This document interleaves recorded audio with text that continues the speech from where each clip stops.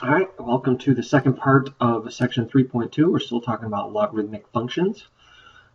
Today we're going to look at the second portion of the what you will learn. We're going to sketch and analyze log graphs. We're going to look at what the graphs look like, how we can move them, or what they can do with them. Okay, so don't forget the definition of a log, very important definition.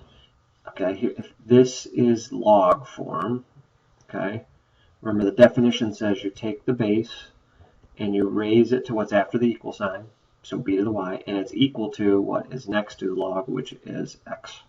Okay, so don't forget that's how you apply the definition of a log. We're going to need to use that later. And remember, b can't be 1. All right, so what about the graph of a log?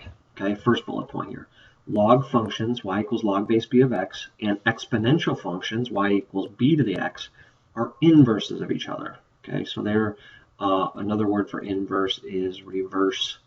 Maybe I should write that, spell that correctly. The reverses of each other. Okay, and this means that they are reflections over the line y equals x. So let's look at what we have here.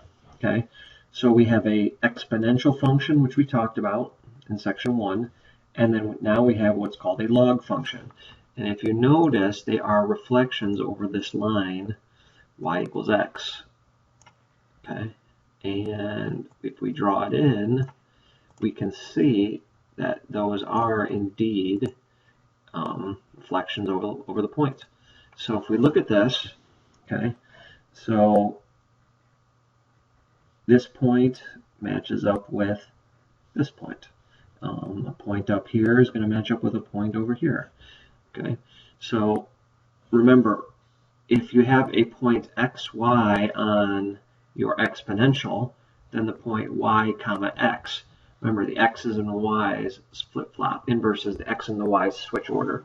Okay, so that's all that means. So exponentials and logs are inverses of each other. They are reflections over this line y equals x, this diagonal line that goes through the origin. Okay. All right, so how do we graph log functions? Okay, so here's our graph. F of x equals log base 3 of x. And here on the right are the steps that we need to follow to graph logs. Okay, so step 1 is to switch x and y. Well, we don't have a y, but we do know that f of x is y, so we're going to make that a y. Okay, so step 1 says switch x and y. So I'm going to do step 1. I'm going to switch x and y. So x equals log base 3 of y. Okay, step 2 says to apply the definition. So I'm going to apply the definition of a log. I'm going to take my base. I'm going to raise it to what's after the equal sign. Oops, not that. I'm going to apply my definition. So 3 raised to what's after the equal sign, which is x, is equal to y. Okay, and then now here is my exponential function of my log. And remember, these are inverses of each other. So what I'm going to do now is I'm going to make an xy table. That's what step 3 says, make an xy table of my exponential function. Okay, and we're going to use -2, -1, 0, 1, and 2, like we usually do. Okay, so those are our inputs or our x values. So we're going to do 2 first. So y equals 3 to the x. Our x is 2, so 3 squared is 9. Now we're going to do 3 to the first. 3 to the first is 3. And then 3 to the 0. 3 to the 0 is 1. And then we're going to do -1. 3 to the -1. Well, that's 1 over 3 to the first, which is just 1/3. And then 3 to the -2, that'd be 1 over 3 squared, which is 1 over 9. Okay, so there is our xy table. So let me get rid of these. We don't need these anymore. All right, so that's step 3. I should have wrote a 3 there. So this is step 3. Make an xy table of your exponential. Okay, and now step 4 says to switch your x and y's back to graph. Now, why do we have to switch them back? Well, we just made a table for our exponential. We're trying to graph the log function, and if they're inverses, remember that the x and the y's switch. So we're going to switch these. This will be our x column, and then the x column will be our y's. Okay, so and then if we do that, we'll have graphed our log base 3 of x. All right, so I'm going to make this a double screen here, and we're going to graph this log. Okay, so let's see if I can make these bigger. I don't know if I can. No, I can't. All right, so let me move this down here, though, so we can see it. All right, so our first ordered pair remember, we're doing the x, the right column is our x and the left is our y. So 1/9 negative 2. So 1/9 negative 2. It's like right there probably, or pretty close. And then 1/3 negative 1. That's about right there. 1, 0. 1, 0. And then 3, 1. 1, 2, 3, 1. And then 2, 9, 2. 1, 2, 3, 4, 5, 6, 7, 8, 9 would be like here, and it's up 2. Okay, so there we have our log. And if we graph this, it's be hard to graph on here. Do my best.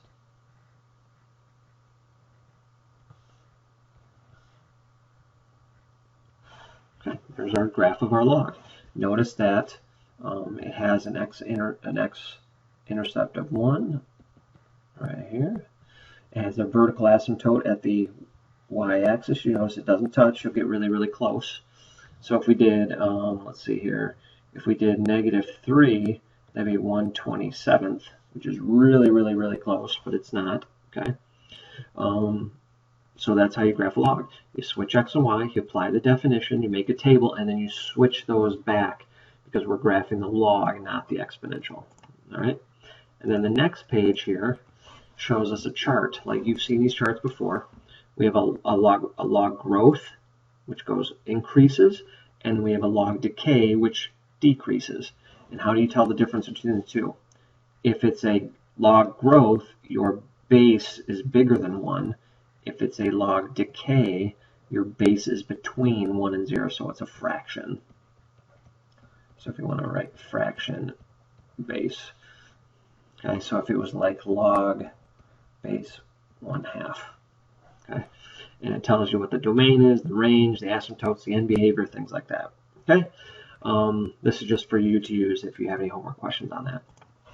All right, so we're going to now learn how transformations of log graphs, and this is the same as before, so very important, this is the same as before.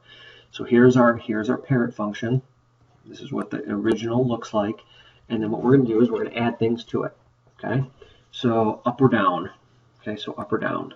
So what we've done is we've added this plus or minus h. Okay, after the log, so it will look like this: log base b of x plus or minus. It could be a 4 or a 3 or a 2, whatever it is. So if it's a positive h, it's going to go up, and if it's a negative h, the log is going to go down. Okay, we've done these before. Now, I probably should have made this a k, so let's make this a k. Okay, we'll make that a k, so change that in your notes. So now, if you are adding or subtracting a number just to your x value, and it's in parentheses, a positive k is going to move your log to the left, and a negative k is going to move your log graph to the right. All right, so that's up, down, left, or right. These are called translations. And we did this in chapter 1.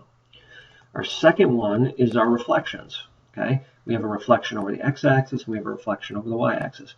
If you make your entire log a negative, it's going to reflect over the x-axis. And if you just make the x a negative, it's a reflection over the y-axis. Okay, so those are pretty easy. And then last but not least, we have vertical stretch and shrink, and we have horizontal stretches and shrinks. And these are the same as before. If you multiply your entire log by some a, it's going to be vertical. And if you just do the x by an a, it's a horizontal. So we have a stretch or a shrink. Okay. If it is a stretch, your a is going to be bigger than 1. So vertical stretch, your a is bigger than 1. And if it's a vertical shrink, your a is between 1 and 0. And those are the same as before. We did that in chapter 1. And for horizontal, it's the complete opposite. Stretch or shrink. For stretch, it's a is between 1 and 0. It's the opposite of vertical. And then shrink is when a is bigger than 1. Okay? And now, what are the examples going to look like? Okay, so this is basically what it is. Describe the transformation of the following logs. Okay, so remember, ln of x and log of x are our parent functions. Okay, so what is this minus 6 that's attached to my x do? Okay, let's see here. Notice it's inside parentheses. So if it's inside parentheses, it's left or right, and positive k goes left, negative k goes right. So what is this one? This one is a -6, so this is going to go right 6 units. Okay. Okay, let's do the one straight down from it. Okay, so we have a -4 on the inside. That's the same as one above. This one's going to go right 4. And then what about the +6 after? That's going to go up 6. Okay, so we have a -4 and a +6. All right, so let's look at the top right. This one's going to have 3 different things here. So the times by 3, that's going to be a vertical stretch, because your A is bigger than 1. We have a negative that's attached directly to the X, so that's going to be a reflect over the Y-axis. So notice on the reflection page, if it's attached to the X, it's a reflection over the Y-axis. And then last but not least, we have this +2 at the end. That is going to go up 2. Okay, so let's look at the last one. All right, we have a 0.5 multiplied by our log, so that's going to be a vertical shrink, because it's between 0 and 1, it's 0.5, and then we have a +2 on the inside. That means it's going to go left 2. +2 goes left. And that's pretty much it. That's section 3.2, part 2. We're just talking about what the graphs look like and what we can do to those graphs. Have a good night.